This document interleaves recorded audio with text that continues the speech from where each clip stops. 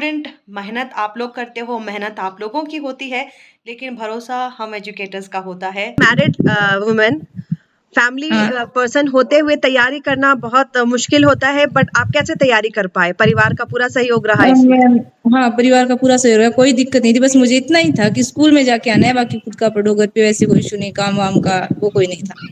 चलिए, बहुत बढ़िया। तो इस एग्जाम के प्रेशर से निपटने के लिए आपने क्या किया? कुछ नहीं मैम, आपने इतना मोटिवेट कर दिया था कि क्वेश्चन का कॉन्सेप्ट आपने समझा ही दिया था, तो हम ये सोच के बैठे थे इस एटीट्यूड में कि साला आए क्वेश्चन कैसे आता है, हम वही करेंगे। क्योंकि कॉन्सेप्ट क्लियर था मैम, इसलिए डर नहीं लग रहा था। तो पूरे दिन तो मैं स्टडी में भी नहीं करती हूँ इतना, लेकिन 8 to 9 hours in a day. और उसमें भी मैम मैंने ऐसा सेक्शन किया हुआ था कि सुबह जो सब्जेक्ट मुझे टफ लगता है मॉर्निंग में उसी को पढ़ना है। एक चीज़ मैं आपसे और पूछूंगी कि आप एक हाउसवाइफ हैं, एंड मेरे पास बहुत हाउसवाइफ्स कॉल करती है कि मैम हम हाउसवाइफ हैं, हमारे लिए तैयारी बड़ी मुश्किल होती है।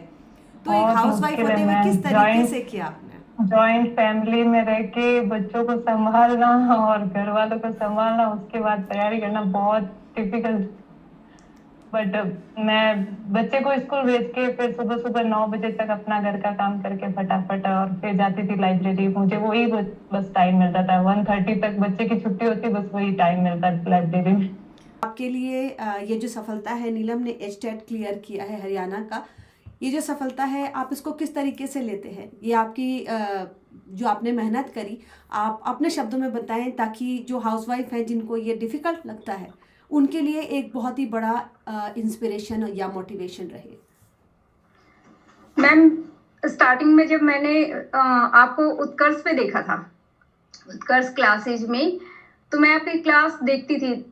मेरे को नहीं लगता था कि मैं कर पाऊंगी, क्योंकि मेरा गैप बहुत ज्यादा हो गया था। 13-14 ईयर का गैप कम नहीं होता। लेकिन वहां पे आपने एक चीज बोली थी, एक साइकिलिंग और एक स्टडी, कभी नहीं भूल सकते आप। तब मैंने सोचा अच्छा, आपने याद रखा इसको? जी मैम, ये चीज मेरे को हर वक्त मोटिवेट करती रहती थी, क्योंकि मैंने स्कूटी सीखी थी ना, तो उस टाइम मेरे को लगता था नहीं आएगी। फिर अब मैं भूली नहीं हूँ उस चीज को, अब मैं चला लेती हूँ। तो मेरे को पता, आपकी इस चीज, ये लाइन मेरे को हमेशा ये मोटिवेट करती है कि स्टडी कभी नहीं भूल सकते। और मेरे को डिमांड एंड सप्लाई का भी नहीं पता था। मेरे को ये नहीं पता था कौन सा राइट वर्ड शिफ्ट होगा, क्या लेफ्ट वर्ड शिफ्ट होगा, मेरे को मतलब बिल्कुल जीरो थी।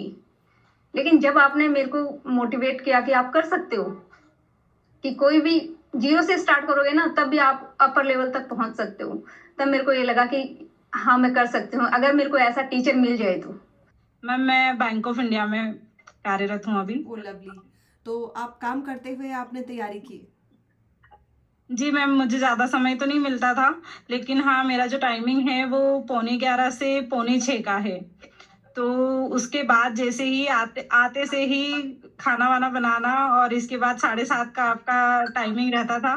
तो कभी कभी क्लासेस अटेंड हो पाती थी और कभी कभी नहीं भी हो पाती थी। तो मतलब रिकॉर्डेड वीडियो जो बहुत ज़्यादा एफर्ट लगा करके पढ़ाई की है। आई मस्ट टेल, सभी को मैं बताना चाहूँगी कि सर्विस करते हुए पढ़ना बहुत मुश्किल होता है, और उसके बावजूद अगर आप टाइम निकाल रहे हो तो this shows your dedication toward study. आप लोगों ने इतना डेडिकेशन दिखाया, इसलिए रिजल्ट आता है।